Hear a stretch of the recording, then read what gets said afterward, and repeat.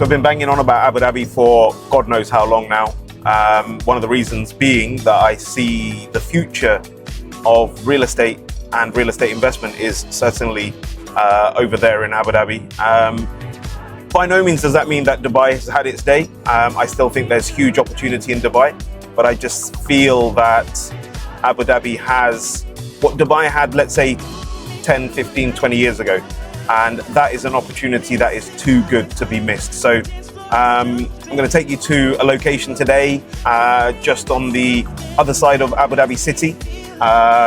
It's a natural island, and last week they launched and sold out 3 billion dirhams worth of real estate, of which I played a small part in purchasing one of the properties for myself, and also selling 3 properties for clients who saw the same vision that I saw. And that was huge amounts of capital growth, a great place to end up living if you wish to do that, and also, you know, huge prospects for for rental yield due to its proximity to the center of Abu Dhabi and ADGM and, you know, other landmarks that are key to Abu Dhabi's future. So come along, let me go and show you what all the fuss is about, and hopefully it adds some value to your next investment.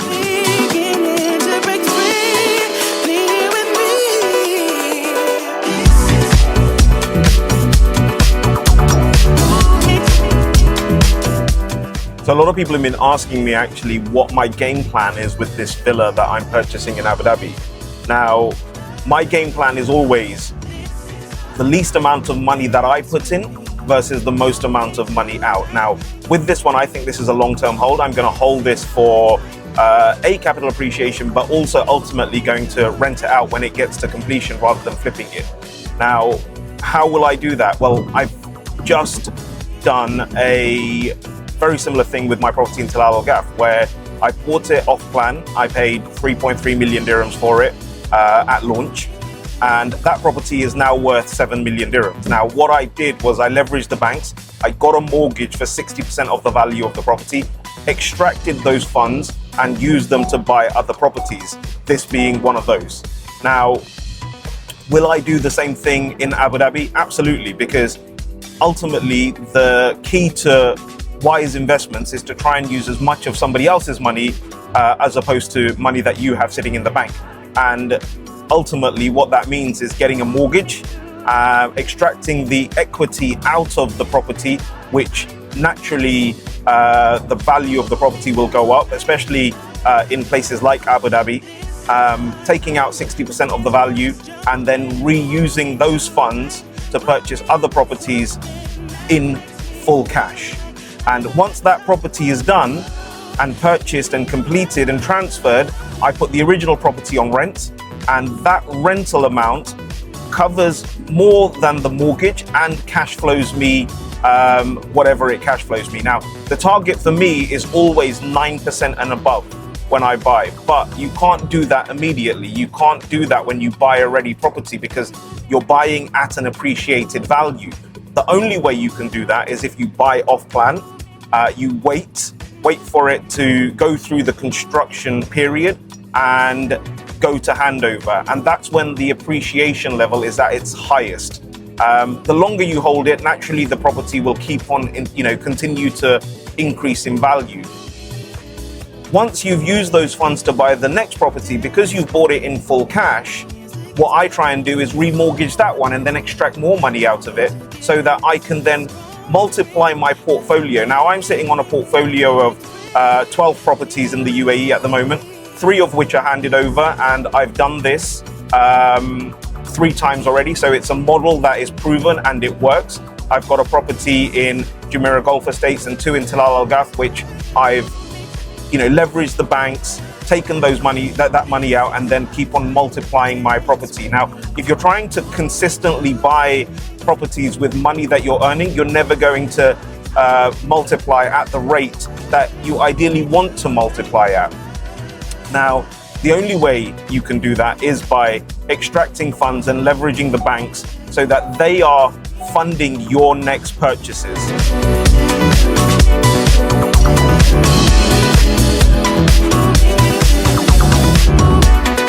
So we're just about to actually get on the bridge that takes us over to Hudayriat Island. And as we get onto the bridge, I'll point out what the key focal parts are of this community. It's 2 hills that they've built over the last 4 years, and those are the tallest man-made hills in the world, and that's in the Guinness Book of Records and so on and so forth. And the villas on those hills have actually sold out completely now, but every single one had an amazing view of either the sea, the bridge, the skyline, the palace, something along those lines. So if I show you over there, that's one of the hills. You can see that's the East Hill, and then you've got the West Hill just over here as well. It's a bit of a gloomy day today, so you're not really getting the full view, but the community is focused around the 2 hills, and then you have the Al Nasim community, which is in the community, and then you have Bashire, which was their latest launch, and that is now fully sold out, and that was waterfront villas and apartments. So just over here you've got Nawayif West, and then you've got Nawayif East as well. Another key feature of this island is that it's very sport orientated. So you already have Surf Abu Dhabi, a velodrome, one of the biggest in the Middle East, if not the world, for cycling. And it's going to be heavily focused around sports and wellness and well-being. So, you know, these sorts of things already exist out here on Hudayriat Island. And also they have the Bab al Najum hotel, which is the Maldives-esque over-water villas over the sea, and that's operational already as well, and that's owned by Modon, who are the master developers for this community. Now, who are Modon? Modon are the equivalent of, let's say, Nakheel in Dubai, where they own the mass of the land. They are 84% government owned, and these are their first developments that they're creating out here. Now, the other big developer in Abu Dhabi is Al Dar, and I akin Al Dar to Emaar. So they buy the land from Modon or do joint ventures, so very similar to what they did in Saadiyat. They purchase the land and build master communities on land that is owned or was owned by Modon.